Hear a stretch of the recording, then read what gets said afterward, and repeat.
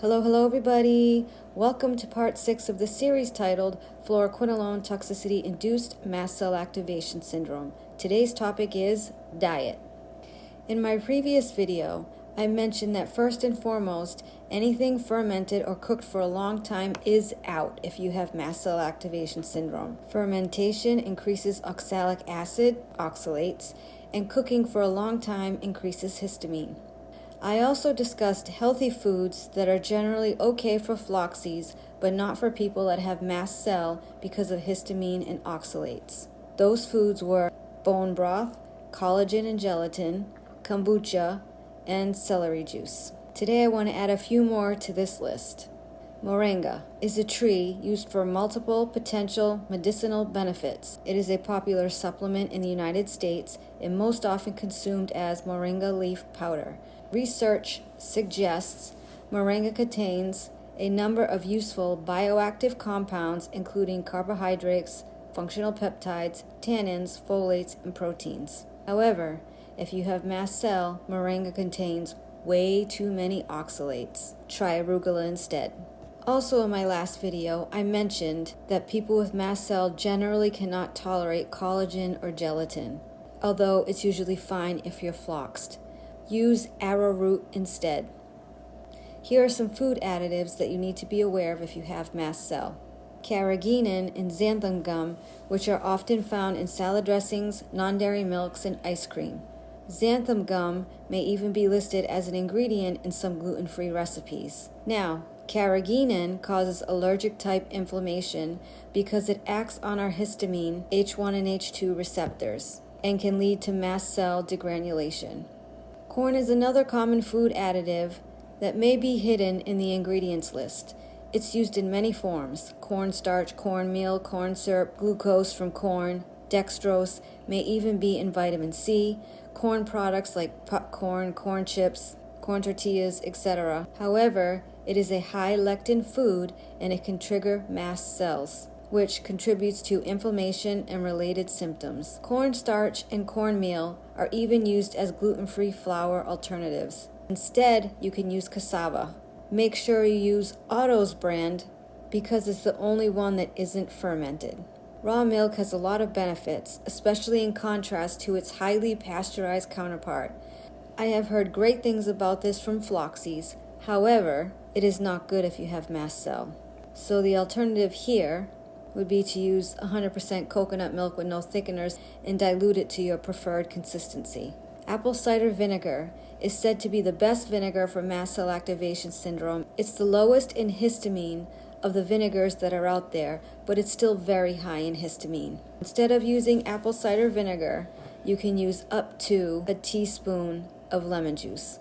This is the big one: food prep. 1. Do not store uncooked meat in the fridge. Do not store leftovers in the fridge either. This is because as they sit in the refrigerator, they grow bacteria and histamine increases. Why does this happen? It's because most fridges are kept in the upper 30s, but the low end of the danger zone for meat is only 40 degrees Fahrenheit. And meat shouldn't be kept in the danger zone for more than 2 hours. And your fridge can fluctuate in temperature based on a lot of different factors. One of the most common factors is how often the door opens. Every time that door opens, the temperature increases. 2. Get meat frozen and keep it frozen because lower temps make it more difficult for histamine-producing bacteria to grow. You can still thaw meat in the fridge, just don't leave it sitting. Thaw it until it is still frosty, meaning it's still a little frozen, like the white frozen stuff around it. If you use an Instapot, you don't even need to thaw meat at all. 3. If you use fresh meat, you have to cook it on the same day or put it in the freezer until cooking. 4. How you cook meat also affects the histamine levels. The longer something cooks, the higher histamine it will be. No slow cooker, no roasting for long periods in the oven. The way my food is prepared, since I can only eat chicken, and my brother-in-law cooks all my food for me, he uses thin chicken tenderloin strips, or you could use chicken and cut it up into small pieces. And he cooks it in the oven for 20 minutes. You shouldn't cook longer than 30 minutes. And it needs to be cooked at a temperature 375 or below. So he cooks my chicken tenderloins for 20 minutes at 350 in the oven. After that, since I have problems swallowing, the chicken is pureed and blended with coconut milk and put in the freezer within 1 hour of being made. 5. Some people with histamine intolerance or mast cell activation syndrome can also be sensitive to grilling. And that could be because of the gas, the propane, the charcoal, whatever. So grilling may not be an option for you. The other thing, kind of related to grilling, when you cook meat in a pan and it gets the browning on it, before I got sick, that would be considered flavor, but now it's something I cannot tolerate and something a lot of people with mast cell can't tolerate. 6. Instapot. The Instapot is good and keeps histamine levels low, and again, you don't even have to thaw your meat before cooking it. 7. Air frying reduces cooking time and is good too for keeping histamine levels low. Food storage. Freezing can slow histamine buildup, but it won't stop it completely. If given enough time, histamine will still build up. For extra sensitive people like me, my freezer top limit is about 4 months for uncooked meats and 2 months for cooked meats. So that means after my food is cooked by my brother-in-law and frozen, I will not eat it if it's past the 2 months mark. Bacteria. Bacteria massively triggers a mast cell response. You have to be ridiculously clean when you prepare food. Also, make sure you pay attention to your kitchen tools because a lot of time food gets stuck in them when not washed properly.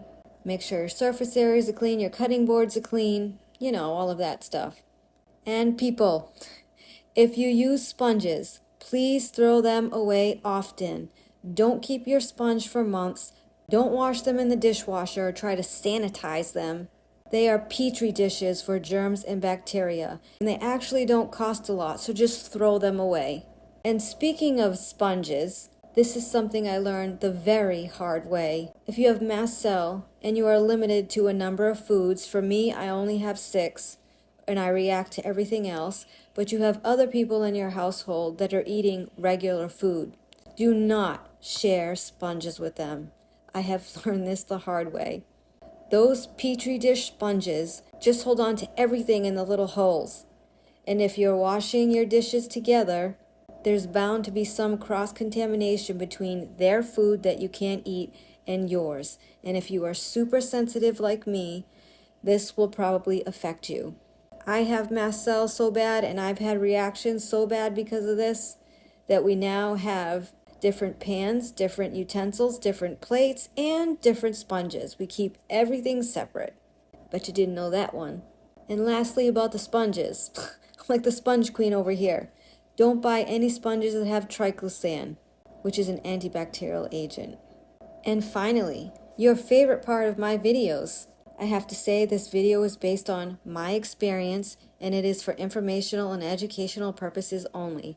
I am not a doctor and I am not here to treat, diagnose, cure, or prevent any illness or disorder. Please work with your healthcare provider to do so. Thanks, everybody.